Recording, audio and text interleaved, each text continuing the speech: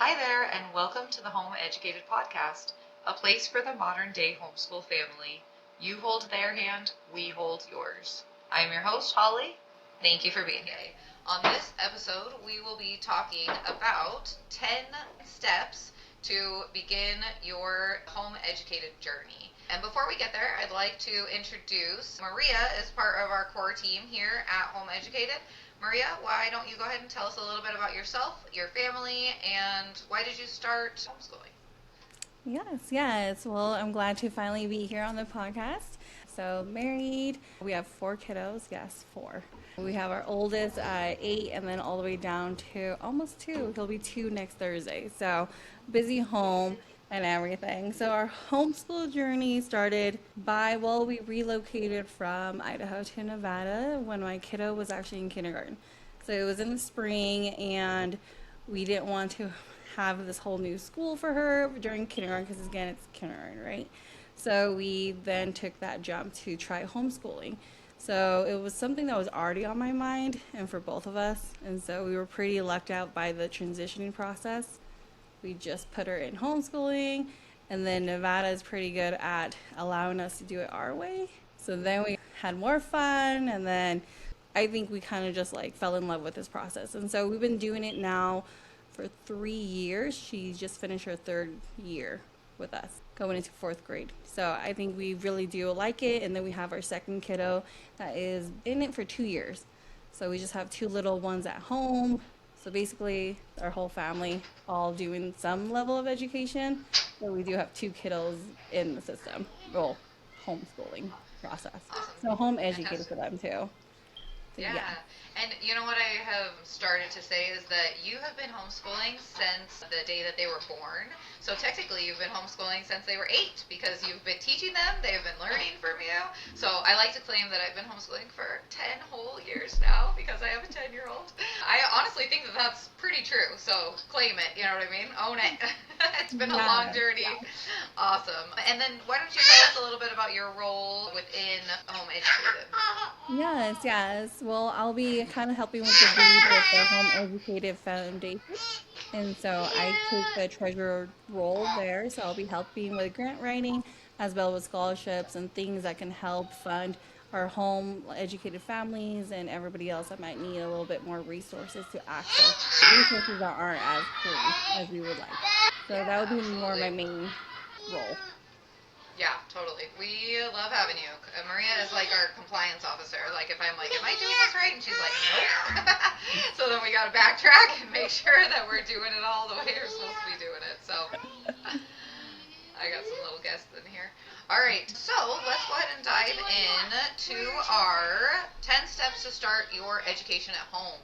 From your first question to your first day at home. And this is one of the things that we did really truly want to start out with because so often we get questions from parents who are like, I just pulled my kid out of public school and I have no idea what to do.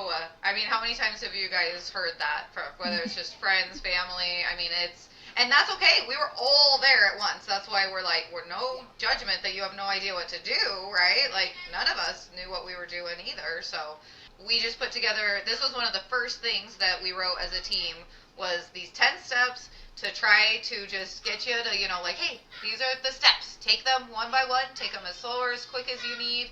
And a lot of it is just going to be kind of more about mindset and philosophies rather than teach your child their ABCs on this day and then move over to your 1, 2, 3s. So yeah, so we're excited to jump into that. So let me read you kind of our little intro. So, and I wrote this one myself. I tried to keep ChatGPT all the way out of it. So this is straight from my heart. First, congratulations on deciding to take a proactive approach towards your child's education. Secondly, I know how scary this can feel, much like you felt the first time your oldest child was put into your arms and you had to start parenting and had no idea what you were doing. As you look back, I'm sure you, like most parents, would have told your younger self to relax and enjoy it as much as possible.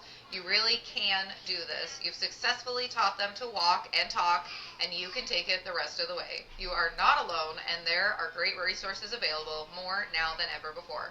I would like to guide you a little on where to start with some practical tips to make the process move along a little smoother.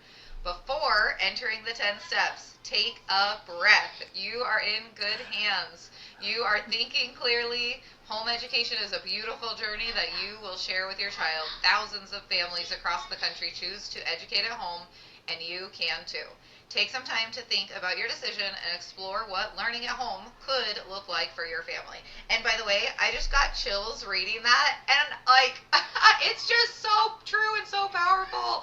Like, it's just so exciting. I know I wrote it, but I'm like, whenever I go back and read it, I'm just like, you guys, this is so important. Like, it is. It's a family process. It's beautiful. You're not alone. You're not crazy. Like, okay, we'll dive into it. So, Amanda, why don't you go ahead and start with number 1?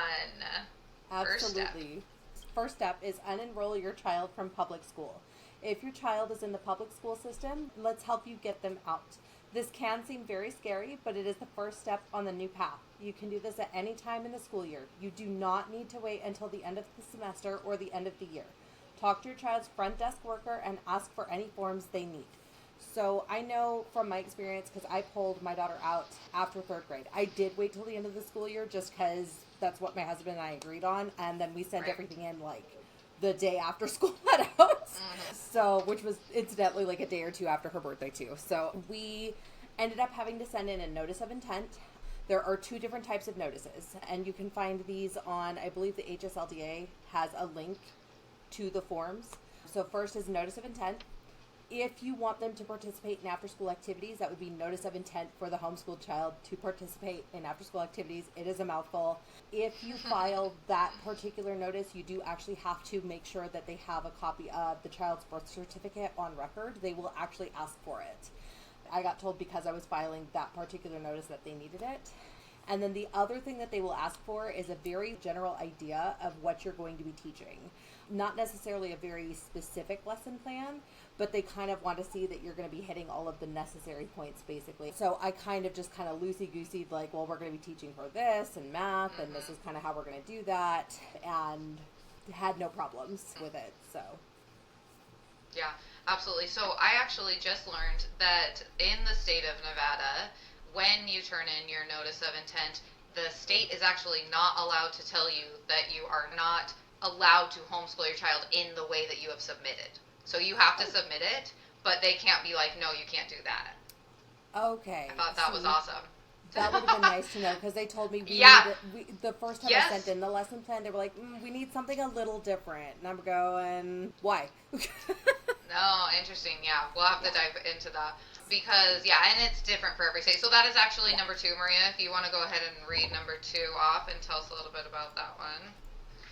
Yeah, so each state will be different. In the state of Nevada, you can follow these simple guidelines. There's a link on our site that will access straight to it. So file the notice of intent to homeschool. So in Nevada, you simply need to fill out the notice of intent to homeschool with what you intend to teach your child. You do not have to have perfect answers, just fill it in. And so there'll be a link to different multiple examples of age. And then feel free to use AI to help answer these questions as well. Because again, they could be vague. So email or mail it into your county's district within 10 days of unenrolling your child. Again, you can see the Nevada district contacts to find where to send it, but it's the same one for everyone. And you file it one time and you're good. The only time you'll need to refile it is if you change your address or change the name. But it's one and done in the state of Nevada. Yes, pretty simple. That's why a lot of people actually move to the state of Nevada to have their looser restrictions on homeschooling. One thing I was going to say is on the website as well for the state of Nevada, we do have examples of the notice of intent to homeschool. And so it's like, and it was all just things that I grabbed from ChatGPT, and they will all get approved. So I know that there's a lot of mamas out there that are really stressed out about filling out that form, and am I going to get denied, and is the authorities going to show up at my door and take my child away because I put the wrong wording? Like, no, it's fine, it's okay. Just fill it out. Like, you can pretty much use what we have online and change some words and make sure that it applies to your child. But when I was turning in mine for my second son, because at that point we were like deep into homeschooling, I was like, I'm going to put the most vague thing humanly possible and see if it turns out okay. And it was awesome. I was like, he will learn math by counting. He was 5, and I was like, he will play outside for social skills. Like, I literally wanted to make it as vague as possible, not like, this is the curriculum we're doing and this is what the curriculum says that he will be learning, which is what I did with my first son because I was very scared. So yeah, so just so you guys know, it's not nearly as stressful as you think it is. And if you need help, reach out to us, email us, we can definitely help you out. And then the last thing with that one is just, if you are in another state, we also have a link to, like Amanda mentioned, the HSLDA website. They have a whole map of the United States, and you can just click on it and then see what your regulations are. So sorry if you're in another state and it's going to be really hard for you. Just kidding. There's some states that are actually easier and looser, so it just depends on where you live. So anything else you guys wanted to mention about either of those? Those are like the legally what you have to do. The rest is all the fun stuff. So Yeah, I do know that in Nevada, once you submit your lesson plans or whatnot, you will not have to get tested and checking in to see if you actually did any of them. They just need a lesson plan to put in their records. And again, in the state of Nevada, you don't really actually have to kind of keep your educational plans or whatnot. It's helpful in the future if you want to do a different college and whatnot. Right. But again, they will not test your kiddo or test your education classes or plans at home. Yeah, that's such a good thing to know. Because it's true, if you say, you know, oh, we're doing a Becca, and then 2 weeks in, you're like, this is not working for my child, you can switch, and you do not have to update them to say, oh, we're doing this now, right? We're in this club, and now we're doing this club. Like, no, you don't have to, just one and done. It is fantastic, so. Yeah. I do want to apologize okay, awesome. to Maria Yeah, real fast please. because I got like super duper excited, I guess, about the notice of intent stuff. So I apologize, but unenrolling your kid is really just going to the office, letting the registrar know, and sending in some kind of written notice. And then if you have any outstanding fees, you would take care of that before you are unenrolled. Because I waited till the end of the school year, they kind of let me do that, but also kind of I just sent an email and was like, we're done. Yeah. But and I think one thing I did want to mention with that, the unenroll your child from public school, I heard kind of an analogy about that the other day that was like, if the barn is on fire, you're not going to stop and think, am I doing everything in the correct order, right? You're just going to go in and you're going to get the animals out of there. So you can literally walk into your child's classroom, grab their hand, walk out of the school, and be like, see you later. You are the legal authority within your child's life. Like, you are the parent. The school does not own them, so do not be afraid of the school. If they give you any hard time, they do not have the right to do that. Like, you are the governing authority of your children. The school does not have any right to them, so you can take them out at any time, and then just follow the state laws after that to make sure you're within the bounds. But no, like they don't own your children. You do. Like maybe you don't even own your children, but you know what I mean. But you're the authority. Yes. Maybe not even that. Just kidding. It depends on the day, right? Right, exactly. Yes. Awesome. All right, so I will do number 3. Take a pause. So this one I am very passionate about, so I'm excited that I got it. Before jumping into desk learning, or sometimes we call it table learning at our house, give yourself and your child a gentle pause. Enjoy having your child at home and allow them time to reset from the school structure they came from. Some experts suggest 1 month of rest for every year spent in the public school system. Though the timing is ultimately up to you, a calm beginning helps your child feel excited about learning at home.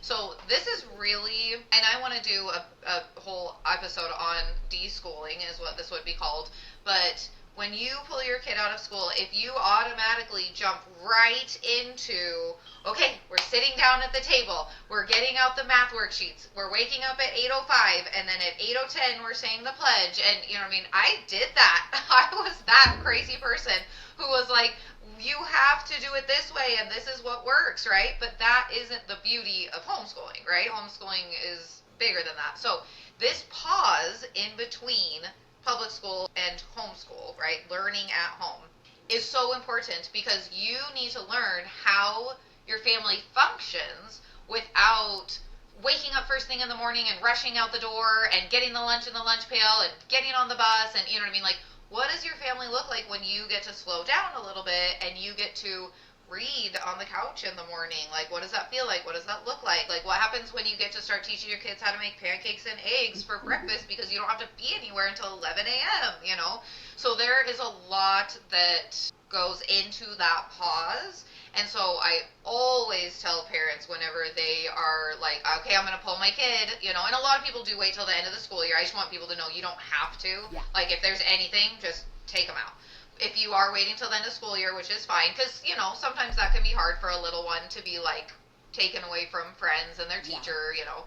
But if you're doing that, either way, end of the school year or mid-school year, just take a break. And whether it's a 2-week break and then you're like, all right, they're ready to learn, or it's a 6-month break, that's okay. Like, there is nothing wrong with taking a big, long pause before you jump into all of the things that you want to do and the things you want to formulate, you know. So let them kind of be led by their interests during that time. It doesn't mean you're never going to read them a book, or it doesn't mean they're never allowed to read a book, or if they ask you a math problem, you don't answer it. Like, it's just, don't pull out textbooks, you know what I mean? Don't pull out those things. So take a break. Do you guys have any comments on that one?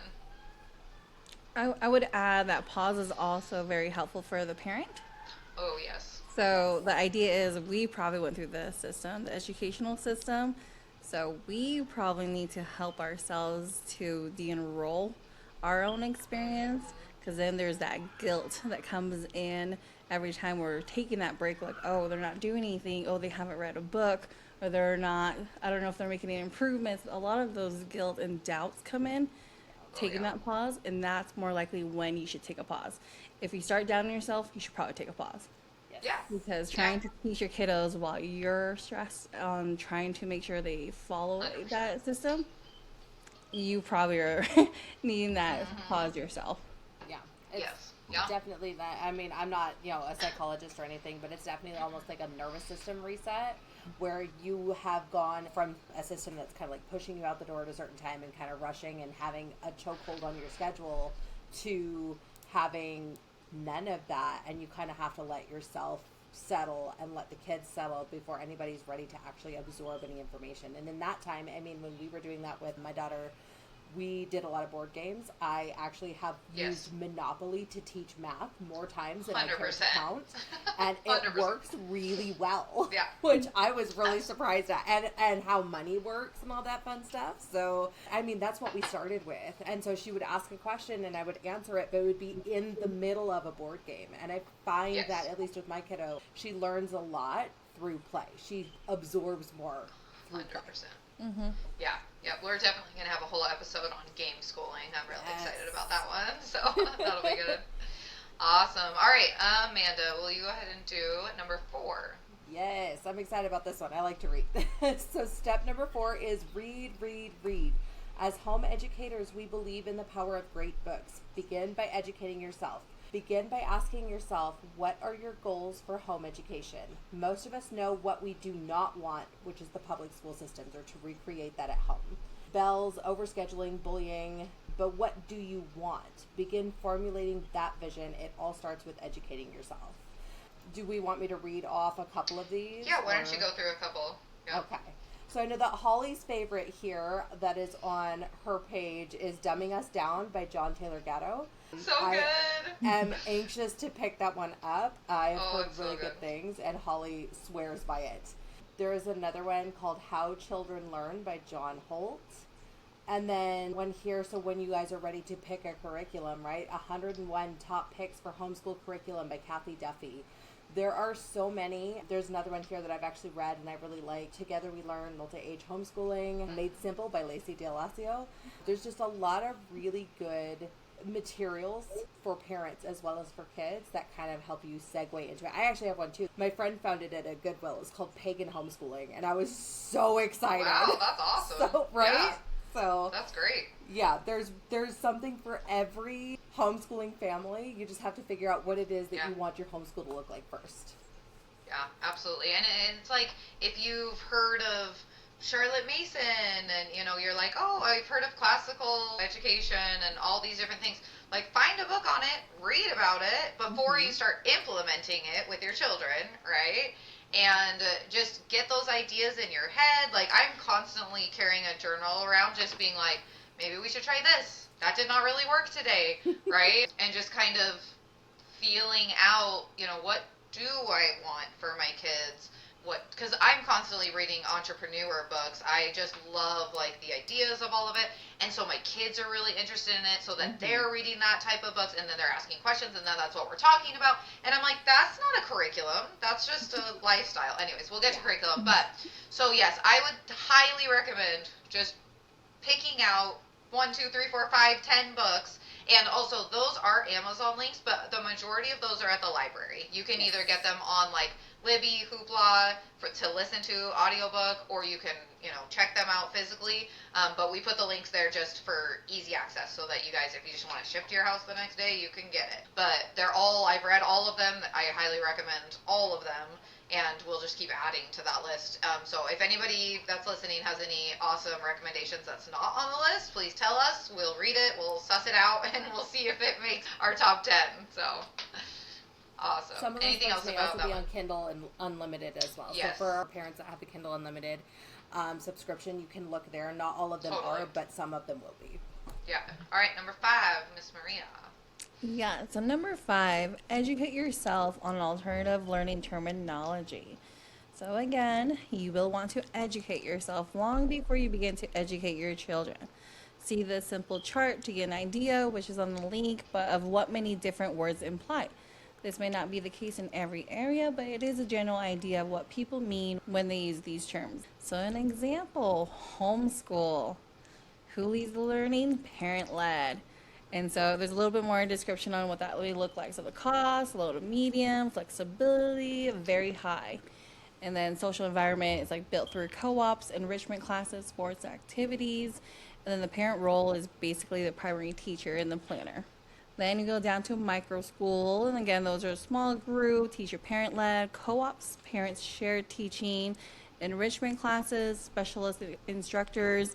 And then you have the charter schools, private schools, and public school. So those are usually certified teachers. So these are terminologies, again, it could be different, but it will give us the better idea of how to use them when people start asking you, like you're homeschooling your kids' education, because again, that's a common introduction with most people. How old are your kids? What school do they go to?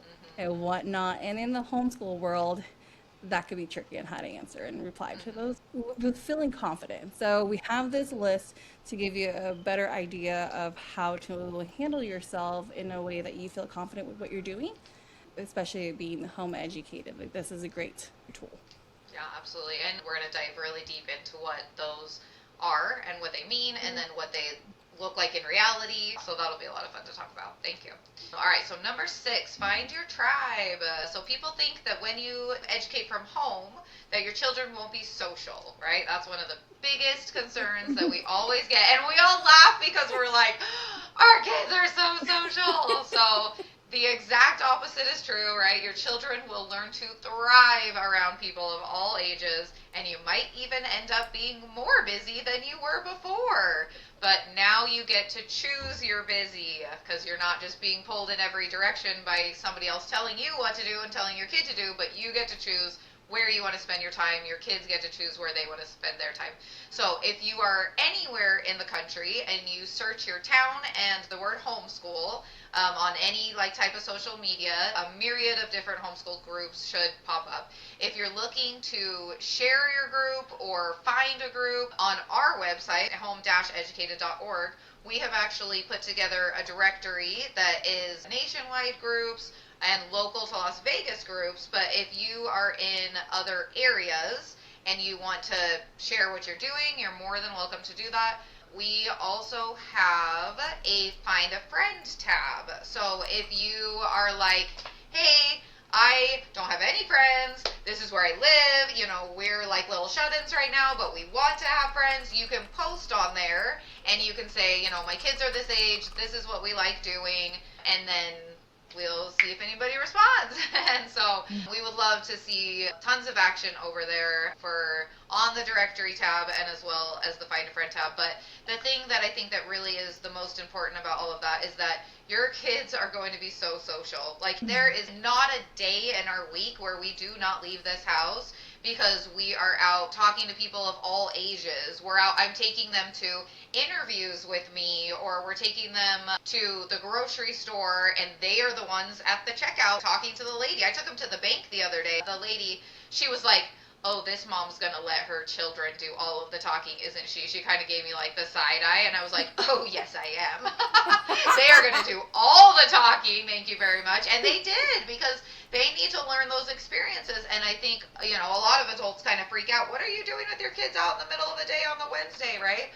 But you're like, homeschooled, and the kids love it. They love when they see somebody else out, in the community that has kids, and they're like, they're homeschooled, Mom. And I'm like, I bet they are. Should we talk to them? And yeah, we should. I'm like, it's great. So it does take a little bit of work. It definitely takes a little bit of effort to find your people, the people that you are, going to want to jive with. And it might take a few different co-ops or different families and stuff to kind of go through until you find what you like. But that's the awesome part about it, is like, your kid isn't going to be stuck in a class with somebody that they absolutely hate or is bullying them. Like, you can just be like, you know what, we're not hanging out with that kid anymore. That's our choice. We get to do that. Or you're like, we're going to play it out for a month or two and see how it goes, and maybe we'll figure this out and problem solve it. But you're right along there doing it with them. So finding your tribe, there are so many resources out there. Look them up. We can help you find them too. If you tell us some information about you, we'd be happy to help you find what you are looking for specifically. And then go check out our Find a Friend tab, because it's like, like a dating app, but for homeschool families. It's fantastic. Yes. So, anything you guys wanted to add to that one? Not really. When people, like, the first thing that they say is, oh, but aren't you worried about how they're going to socialize? I have to giggle and I have to laugh, because if anybody actually knew my child specifically, they would have no worries whatsoever. I have 100%. Never met a more social child in my life. Yes. And that's all of our children. Like, they just get together and they're automatic friends, and, they go and have fun, and they're nice, and they play, and, they come to us if they have a problem. Like, it's just, it's beautiful. It's just beautiful. Yeah. No worries about socialization over here. Right? That's awesome. All right. Amanda, will you go ahead and do number 7?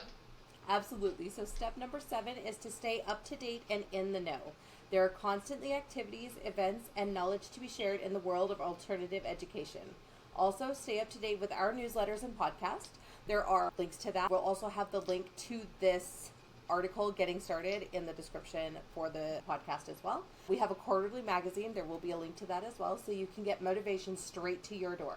With kids and teen sections, there is something for everyone. You can also stay connected through our events calendar, blog, and community board, all of which will also be linked in this article as well.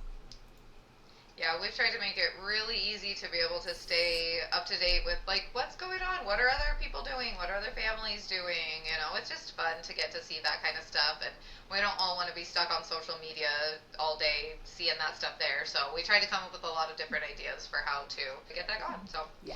All right, awesome. Maria, will you go ahead and take number 8? Yes, so number 8 is curriculum. So you may be wondering, but what about the curriculum? What about the books and the lessons? It's a wonderful question, and one worth slowing down for. So before choosing curriculum, start with your family. What do you want for your family?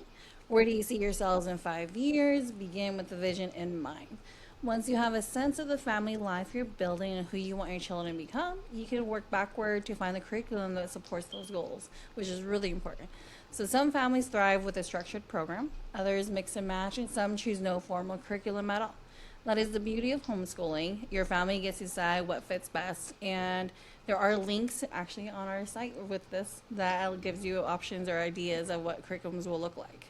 So I think the best part about curriculum, again, mix and match.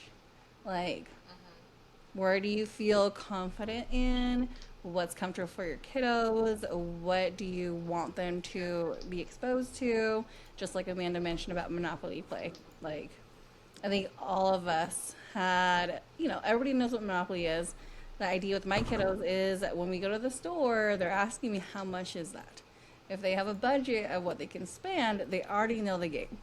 They know not to go over. They know if there's something else they're looking for, they're going to hold on to that. So curriculum can be whatever you see fitting. And again, for those that like it more structured, there's great curriculums that are more structured and that also works well too. Yeah, and I would say don't get caught up in, like, I need one curriculum that's going to do it all and solve all my problems. Like, there's not one curriculum that does everything. And so, learning your child's learning styles and stuff and trying to match that to a curriculum, outsourcing, some stuff. With my one son, I was like, we are going to get a divorce if you do not learn how to read from someone else. Like, it was just awful.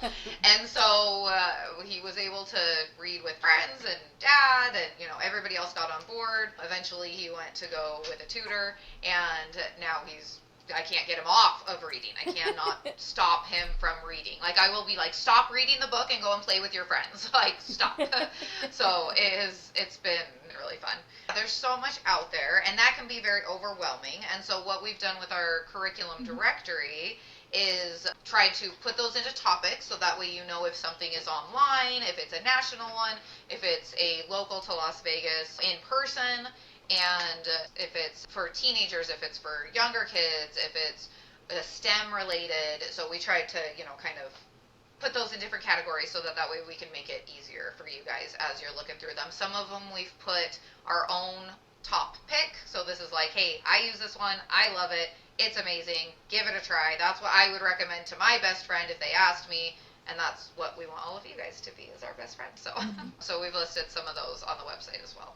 I will move on to number 9, which is attend your first homeschool convention, which is where all of this started in the first place. So I'll read first and then I'll talk. There are incredible homeschool conventions happening all across the country, and we highly recommend attending one. They offer such a powerful sense of camaraderie and motivation to keep going when things get hard. You'll walk away refreshed, encouraged, and equipped with new ideas for your family's journey. We know firsthand how fun and educational these events can be. In fact, we started one ourselves and have watched hundreds of families benefit from the experience. Learn about NevCon, held annually in the spring right here in Las Vegas, Nevada. We'd love to see you there. I've said in our opening podcast, but if you skipped over that one, which is totally something I would do, I'd be like, I don't need to listen to this one. Let's get to the meat, right? Meat and potatoes. So if you're here and you're like, I don't know what you're talking about. So we actually started off with a convention. So I'm an event planner by trade, and a friend of mine asked me, hey, if you could do an event that was something you did instead of somebody hiring you to put on an event for them, what would it be? And immediately, it would be a homeschool convention. It would be something, it would be homeschooling, So we went to a homeschool convention in another state because there was not any in Nevada. And I was like, this is amazing. Like, I'm in a room full of other people that all want to homeschool. Like, it was just so exciting. If you've ever been to a convention about something that you love, just the fact of, like, being in the same room as somebody else that you're like, everyone here agrees at least on one thing, like, it's so empowering. And, like, you just talk to people and they love it and you love it, and everybody just hypes each other up, and the speakers are so good. And then you're just like, oh my gosh, this vendor hall is, like, so lit. Like, you're just like walking around like, give me all the free stickers and bookmarks, and like, give me all your flyers. And it's just so fun getting to talk to everybody. And I could go on and on and on. So I went to my first one. I was like, oh yeah, we could do this, which is not something that a normal person says. And so I was like, we can do this. And so we did. And now we are coming up on our 3rd year, and it has been absolutely fabulous. So if you are interested in going to one and there's not one in your area, you're more than welcome to come to the beautiful Las Vegas, Nevada, and see what homeschooling life is like in Sin City. And there are so many all over the country, and they are all phenomenal. So no matter where you live, look it up. I'd say if it's within 4 hours, it's worth the drive. Yes. Anything over that, maybe go to the online ones, okay? But it is fun. We've made a girls' weekend of it. Totally worth it. Like, it was so fun to, like, be away from the kids for 3 days, learn, like, just with a focused mindset. It was so fun. And now we're hosting our own, and the kids are there the whole time, and they have the best time. They're like, when do I get to see my NevCon friends? So fun. It's become like a whole, like, culture thing for us at this point. So, okay, Amanda, why don't you go ahead with number 10? Absolutely. Step number 10 is, if you need more one-on-one guidance, we have professionals who can help walk you through the process. See here, and there is a link to check them out. We also have mentoring moms who are happy to impart what they have learned, so you don't have to go through the same stress as they did. I think that's the Yes. biggest thing too, Yeah. is like, because we've already kind of been in the trenches, and I mean, 2 years, for at least on my part, doesn't sound like a lot, and I never make it out like it's a lot, but it really is. There's been so much. Yeah. We've jumped from 20 different, not 20, but we've jumped from a lot of different Feels like curriculums it. to like to like a mix and match, Yeah. where I make, unit studies, and then sometimes we do book work, and then sometimes, like today, we're out at the pool learning about the 4th of July, and we're going to be doing that for a whole month. And, it's just, we have so many friends and so many moms that have been there, done that, and we'd love to be able to help. And so never ever feel embarrassed to ask a question of us, because we are more than willing to answer, and we've probably gone through it already. Yes, yeah, exactly, yeah, and I love that. So we do have a couple of professionals on the site, and so you can look through them. They're like professional homeschooling coaches who came from the education system, saw what was going really wrong, but they have tons of degrees all in how to teach kids and how to parent them and all sorts of stuff. And then we have the Mentoring Mom program, which is, if you want to be a mentoring mom, please reach out to us. And then if you want to get a mentoring mom, so that's just a simple system where, you pay a low fee, you call a mom, once a month, and they just check in on how you're doing. How are the kids? How's the curriculum going? Did that work out well, or did it not? You know what I mean? And you guys just get to talk and chat, and that is just if you need that. Like, that is totally not required in any way, shape, or form for any homeschooling parent. I have a homeschool group that I attend weekly virtually, and honestly, it is the best thing, because I get to, like, we make goals in the group. Like, I make my own personal goals for the kids. Right now we're working on handwriting, and because I have, like, a wandering mind, I will switch things all the time. And so the coach, he's like, Holly, I know what you're thinking right now, because I've been with him for years now, and he'll be like, I know what you're thinking. Do not switch. He's like, you said you would commit to handwriting for at least a month, 6 weeks or whatever. And I'm like, okay, you're right. So it does really help to have that, like, accountability and back and forth. So if you feel like these 10 steps are not enough, they're not in depth enough, like, there are people out there who can help you. We know who they are. We know and trust and love them. And if you want something a little bit lower stress, Mentoring Moms is a great program, and you can totally have, like, a low-key type of check-in situation. And if you already have that, if you're, like, in Find My Tribe, I have that. We're meeting weekly at the park, and, like, I just kind of check in with people. That's great. Like, that's the ideal, clearly. But we just wanted to provide that resource with you guys. So our last little closing part for this is, remember, there are a great many families on the same journey as you, and they want to help you learn and grow. We are here for you, and we wish you the best on your journey to homeschooling and freedom in your child's education, which is honestly one of the best parts. So, did you guys want to say any words of encouragement to our new families or followers out there? I wish I had a 10th step. I feel Yeah. like I went through so many homeschool pages to get this all summed up, and then as now I know it, I still like the encouragement of going through these steps. Like, okay, I am okay to take a pause, read, continue building my curriculum that fits my family. It's just, I wish I had this during my journey beginning. Yeah, But That's awesome. I agree. I think if I had any, like, bits of advice or anything, it would be to not worry about being scared. Like, it's gonna be scary when you first do it anyways. Yeah. Like your comparison, Holly, it is literally like you're getting handed your kid all over again for the first time, and you have no idea what you're doing. But don't let the fear stop you either. Do it scared and figure it out, right? Like, take the break to de-school and kind of just de-stress, decompress, and then find a baseline to start with, and then build or pivot from there. That's the best piece of advice, and I wish I'd had somebody, because I almost didn't do it. I almost was like, this is going to be too much. And I'm really glad I ended up doing it. And now you're thriving, which is so great. So I love that. I always say that I went from spinning my wheels to now thriving, which is awesome. So this, I think, definitely will help. And it's so funny, because I feel like a lot of the resources throughout Home Educated came because so many people were asking us, just as almost newbie moms ourselves, were like, how do I do this, and what do I do? And I was like, I can't teach every single one of you individually, like what we do, And so this 10 steps, I think, like you said, Maria, is so helpful, because it does. It gives you a goal to go towards, and you can take as long or as slow as you want on each of these steps. You know what I mean? If you need to take that 6 months in D school and then you want to take another 6 months to figure out what your curriculum is, like, it's okay. Your kids are learning through life, like, all the time. Take your time. You know, figure it out, slow down, don't stress, like Amanda was saying, like, don't be so scared that you're going to get it wrong, because you're going to get it wrong every once in a while. We all get it wrong as parents all the time, and I'm like, there's nothing different. Just don't tell your kids that you got it wrong, like, which actually, at some point, I'm always like, sorry, guys, I did that wrong, like, can we just start over, you know? I do it And they're too. like, oh, yeah, sure, Mom, you know, so totally fine. You guys are all learning together, which is awesome, so awesome. Okay, so I'm going to give you guys a couple of announcements. If anybody wants to, because we're going to do an episode on home educating advice. So if any of you mamas out there are like, hey, everyone should know this, things that I wish that I would have known whenever I started, we'll do a whole episode reading off your guys' comments of things about what advice you have to give to some of the new parents, because we want them to come in feeling confident, more confident than we were, right? We're always saying, like, don't rebuild the wheel. It's been built. Let's give you the information, and then you get to choose what to do with it. So please let us know what your homeschooling advice is. And even if you're new and you're just like, this was one thing I learned really quickly right now, like, we want to hear it. We definitely want to hear from you guys.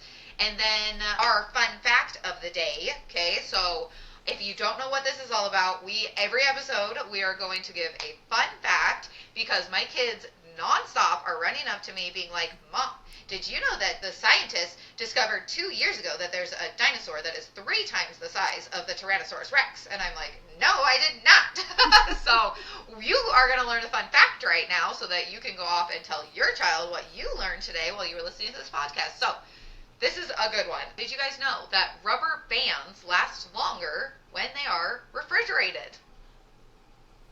Isn't that insane? I was like, what? So now, Maria's like, I'm going to go and Google that. Why? I legit Why? did the exact same thing. Yes. When Amanda heard it, she was like, Google. Yes. Let me figure out why yeah. that is. Yes. Yes. Yep. And I'm like, go watch a YouTube video on how rubber bands are made and what their materials are. And we're going to have a whole lesson tomorrow about rubber bands and temperature. It's going to be great. So I thought that was a really fun one. I try to find the ones that I didn't know beforehand. All right. Well, thank you guys so much for listening. Ask your questions in the comments. We want this to be a real conversation, not just another voice talking at you on the internet. My promise is simple. We'll never recommend something that we don't truly believe in, and we hope this becomes a safe and encouraging space for your family. Thanks for listening to the Home Educated Podcast.